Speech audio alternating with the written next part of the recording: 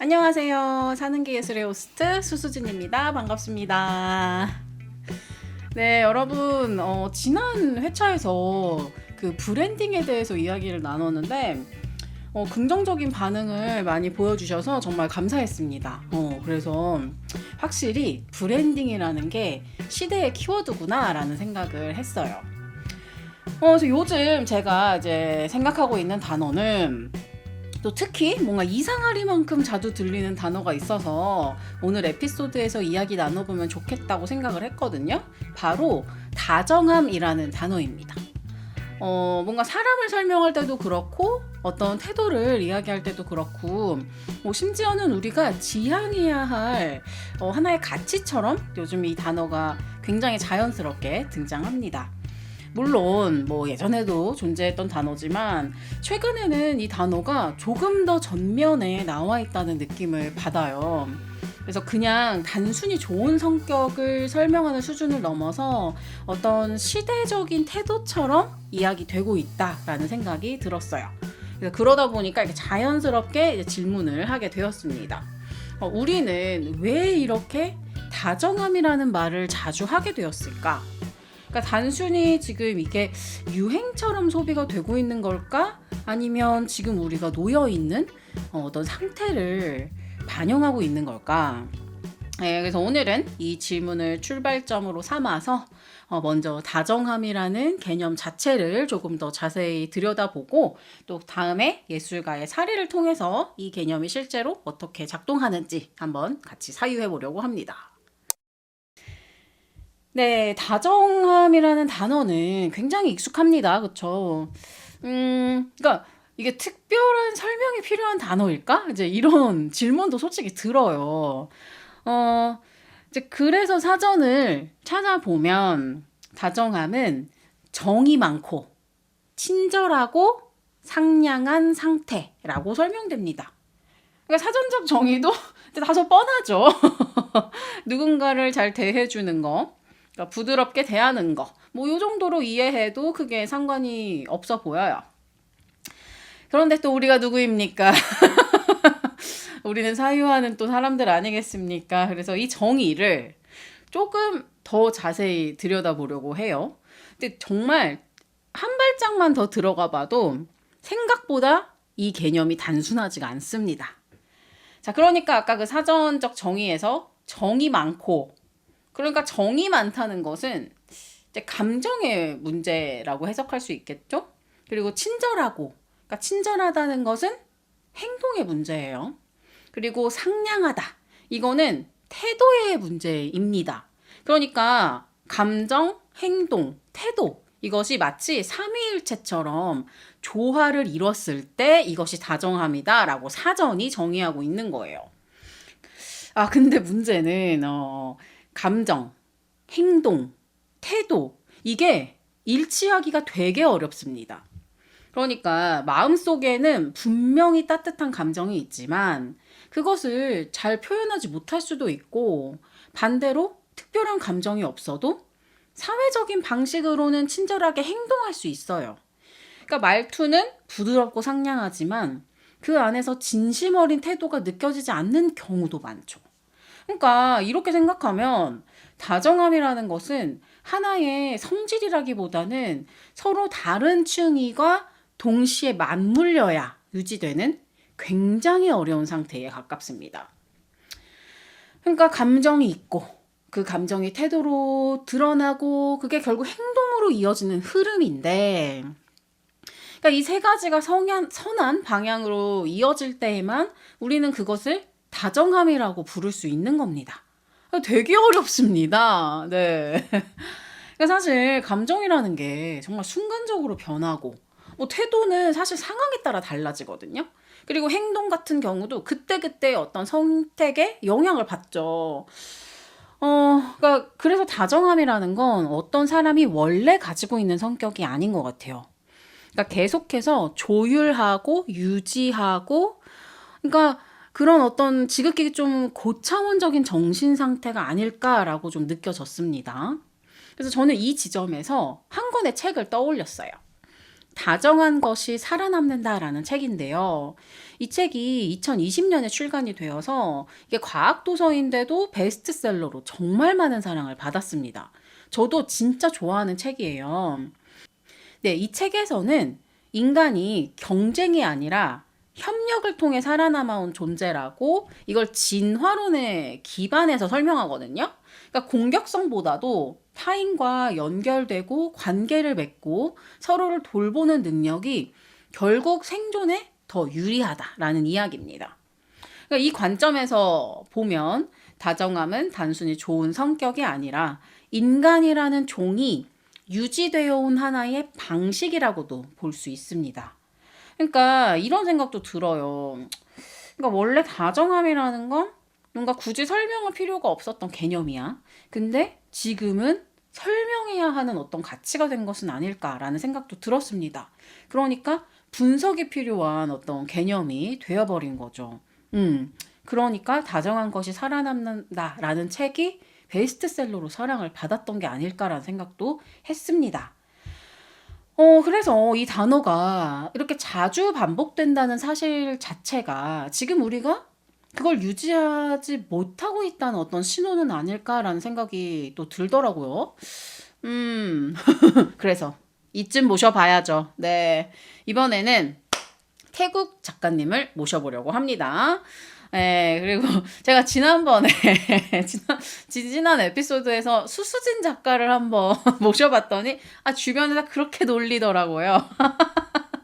네, 잘 보고 있다는 또 증거니까, 어쨌든 너무 감사드려요. 네, 계속 좀 놀려주세요.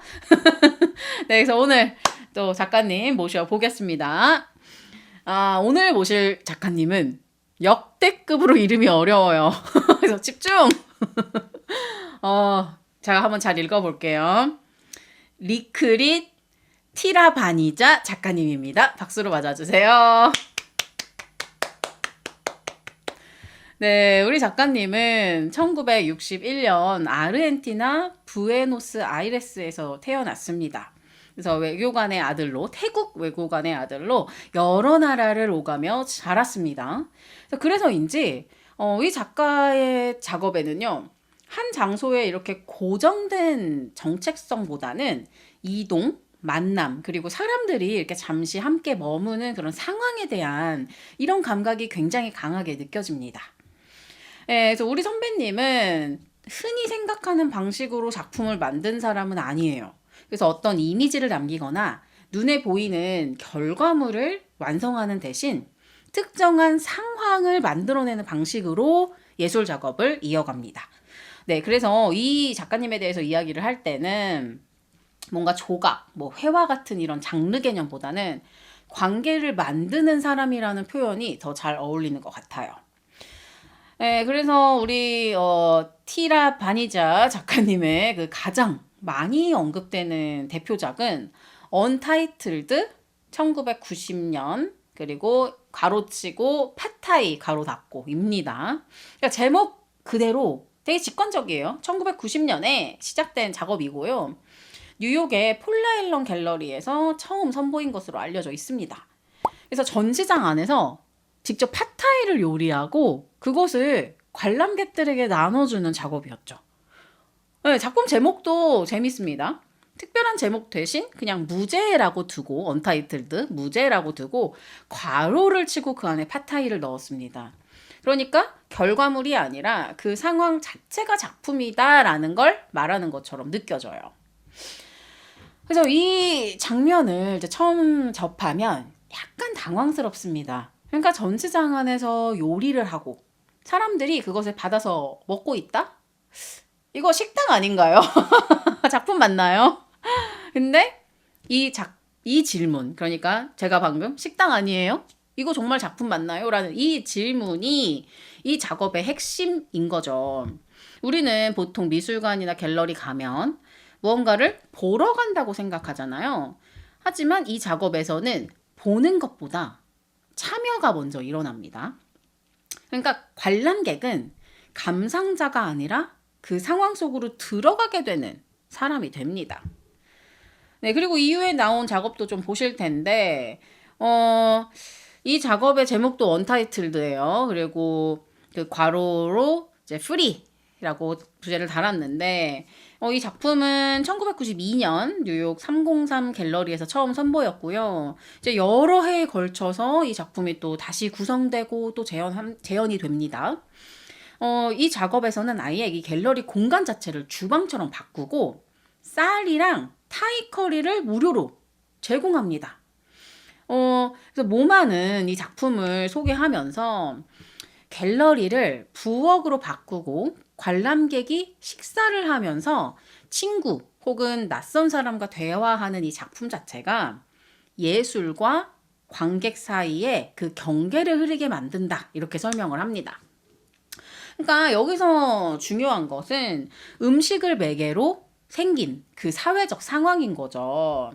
그러니까 이 작가의 작업을 보고 있으면 되게 재밌는 지점이 있어요. 그러니까 다정함을 직접적으로 말하지 않는다는 점입니다. 그러니까 서로를 배려하라고 훈계하지도 않고 친절해야 한다고 주장하지도 않습니다. 대신 사람들이 잠시 멈추고 머물고 무언가를 함께 하게 되는 구조를 만듭니다. 그리고 그 안에서 찰나의 관계가 발생하죠. 이 작가 작품을 보면서 다정함이라는 것이 꼭 마음속에 이미 충만하게 들어있는 감정만은 아닐 수 있겠다라는 생각을 하게 됐어요. 그러니까 어떤 조건이 만들어졌을 때, 어떤 구조가 마련됐을 때, 그제서야 발생할 수 있는 게 다정함은 아닐까라는 생각이 든 거죠. 굉장히 좀 생각해 볼 만한 지점인 것 같아요. 그러니까 우리가 보통 좀 다정함이라고 하면 이걸 되게 성격의 문제로 혹은 성향의 문제로 생각하는 경우가 많잖아요. 그러니까 저 사람은 원래 뭐 타고나길 다정한 사람이다. 뭐 혹은 원래 저 사람 이렇게 무뚝뚝한 사람이야. 뭐 이런 식으로. 근데 티라바니자 선배님의 작업은 다정함을 어떤 성격이나 성향보다 좀 상황의 문제로 다시 바라보게 만듭니다. 그러니까 사람 자체가 바뀌지는 않아요. 근데 구조가 달라지면 관계의 결이 바뀔 수 있다는 거. 저는 바로 이 점이 우리 작가님의 이 어떤 작업 자체가 지금까지도 강하게 이렇게 읽히는 이유라고 생각합니다. 그래서 앞에서 본 것처럼 다정함은 결코 단순한 개념이 아닙니다.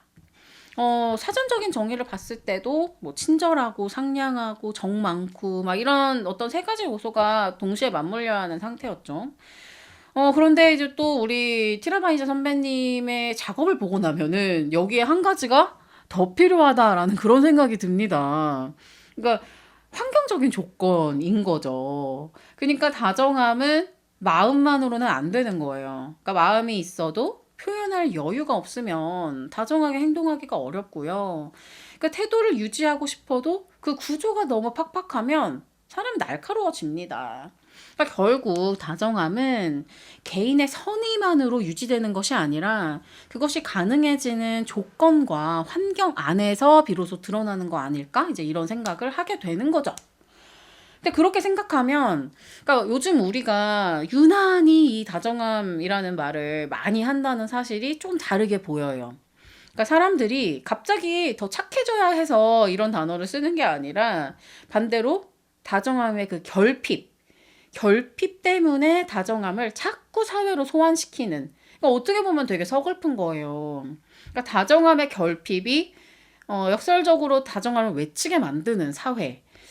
그러니까 우리가 더 의식적으로 이 말을 꺼내고 더 자주 확인하고 더 요청하게 되는 것은 아닐까. 네, 이런 생각을 하게 됐습니다.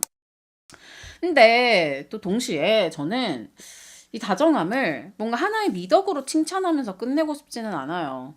그러니까 오히려 이 다정함이라는 것이 얼마나 복잡한 개념인지, 그리고 이게 얼마나 많은 조건을 필요로 하는 상태인지를 같이 사유해보면 좋겠다고 생각했어요.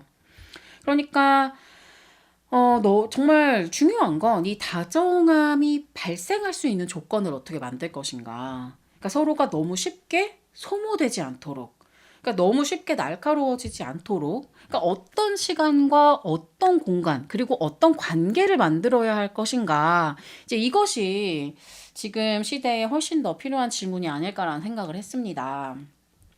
동시에 이 질문을 하면서 예술이 할 수 있는 일이 있겠다라는 생각도 드는 거죠. 그러니까 그 증거로 이제 티라바니자 선배님의 작업을 볼 수 있는 거예요. 그래서 저는 이제 일종의 가능성을 봤다라고 생각을 합니다. 네, 여러분은 요즘 좀 어떠세요? 정말 여러모로 네, 팍팍한 세상입니다. 정말 이 다정함을 내가 애써 발휘하고 싶어도 잘 안 돼요. 저는 진짜 안 돼요. 저는 요즘 진짜 너무 피곤하고, 몸도 피곤한데 정서적으로도 되게 메말라 있거든요. 그래서 진짜 솔직히 정말 프랭클리 스피킹 하면 지금 저에게 다정함을 누군가 요구한다? 진짜 죄송한데 지금은 어려우세요. 이게 결론이라니? 네, 사유의 결론이 지금 나는 다정할 수 없어. 그래서 좀, 네, 물론 굉장히 죄송한 마음이 또 들지만, 모쪼록 여러분은 좋은 환경과 또 상황, 또 이런 좋은 감정 가운데 좀 다정함을 발휘할 수 있는 상황에 계시면 참 좋겠다라는 생각도 들고 또 응원하겠습니다. 네, 오늘은 다정함이라는 개념을 분석하고 또 우리 예술가 선배님의 작품도 봤는데요. 네, 여러 가지 좀 사유해 볼 만한 주제였다고 생각합니다. 그리고 이제 저희가 또 진행하고 있는 무인양품 강남전 전시. 네, 잠시 머무는 존재를 위하여 절찬리에 진행 중입니다. 네.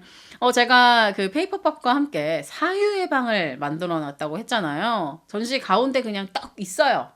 지금 가보면 거기 완전 예술의 벽이에요. 진짜 멋진 그림도 그려주시고 각자의 사유를 정말 깨알같이 남겨주셔서 저도 이제 가끔 나가서 확인을 하고 있습니다. 근데 이제 제가 나갔을 때 뭔가 이제 관람객분들께 인사를 충분히 드릴 만한 그런 여유가 없더라고요. 제가 가서 보니까. 그래서 아예 그냥 자리를 좀 만들자 이런 생각을 했습니다. 그래서 5월 8일 금요일에 페이퍼팝 수수진 그리고 무인양품 이렇게 아티스트 토크를 준비하고 있습니다. 그래서 전시 비하인드 토크인데요. 무인양품 강남점 1층에서 같이 가볍게 좀 차 마시면서 또 이 전시와 또 이 캠페인에 대한 이야기를 좀 충분히 나눌 수 있을 것 같고요. 신청은 이제 무인양품 인스타그램에서 가능한데 이제 구체적인 내용이 업로드되면 사는 게 예술 유튜브 채널하고 또 제 인스타그램에서 공지하겠습니다.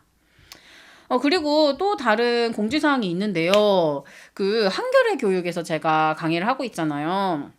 근데 저 개인적으로도 이제 DM을 굉장히 많이 받아요. 다음 기수 언제 진행되는지. 지금 사기 스케줄을 잡고 있는 과정에 있어요. 한겨레 웹사이트 들어가시면 이제 수수진 검색하셔서 제 강의를 찾으셔도 되고 아니면 제 인스타그램에도 제가 링크를 걸어놨거든요. 그래서 관심 강좌를 눌러주시면 다음 깁스 업데이트 하는 순간 이게 공지가 자동으로 네, 나갑니다. 그래서 이제 관심 강좌 눌러주시면 일단 정말 좋을 것 같고 매주 월요일에 하는 거는 고정입니다. 예. 그래서 아직 구체적인 스케줄이 나오지는 않았지만 관심 강좌 눌러주시면 그 스케줄을 바로 받아보실 수 있다는 점 이제 이렇게 말씀을 드리고요. 또 온라인 강의에 대해서도 이제 계속 지금 문의를 주시는데 너무 감사해요. 진짜 너무 감사드리고 네 온라인 강의를 저희가 작년부터 준비를 했어요. 이게 그러니까 준비한 지 되게 오래됐는데 여러 가지 상황을 고려해야 되는 생각보다 이게 되게 큰 프로젝트인 거예요. 그래서 일단은 8월에 촬영 들어갑니다. 이거는 결정이 되었습니다. 그리고 이게 스케줄대로 진행만 된다면 9월에 런칭할 예정입니다. 그래서 이제 신촌 캠퍼스가 너무 멀어서 아무래도 못 오시는 분들이 많으실 텐데 한겨레 온라인 강의는 하반기에 오픈합니다. 라는 점, 네, 메모해 주시면 감사하겠습니다. 그리고 진짜, 네, 아시죠? 열심히, 저 열심히 하는 거 아시죠? 열심히 준비할게요. 아이패드 드로잉이라는 그 매체를 가지고 강의를 하고 있는데, 이제 실제로 이 클래스에서 다루는 것은 디지털 이미지입니다. 제가 디지털 아트를 기반으로 창작을 하고 있잖아요. 그래서 내가 이 디지털 아트를 만든 걸 가지고 이 뭐 AI를 활용해서 모션 그래픽으로도 발전시켜보고 뭐 3D로 확장해보는 이런 방법도 알려드리고 있습니다. 예. 그래서 아무래도 요 타이밍에 들으시면은 지금 작업하시는 분들께도 도움이 되지 않을까라는 생각이 듭니다.